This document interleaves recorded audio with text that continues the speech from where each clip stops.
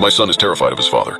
Today I found out the disgusting things he did to him. My husband has been extremely secretive about what he does in the basement. He refuses to let me in there, and he's been in there alone with our son. I assumed they were working on a project together, but I never could have imagined the horrific truth of what he did.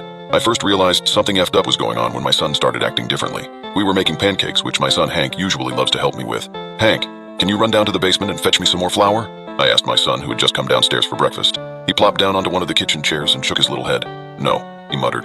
"I can't." I craned my neck to look at him from the pancake mix bubbling on the stove. He seemed fidgety and pale, not at all like his usual self. "Why not?" He stared at me, his eyes wide. "There are ghosts in the basement, Mom." My son was only young, just 7 years old. It's normal for kids his age to imagine ghosts exists. Or so I thought. "Oh, don't be silly," I chuckled. "Ghosts aren't real, sweetheart. Or even if they are, they live in very old abandoned houses, much older than ours." Hank was silent, watching me as I poked at the batter in the pan. "That's not true, is it?" His voice was earnest and eerily calm, sending chills crawling up my spine.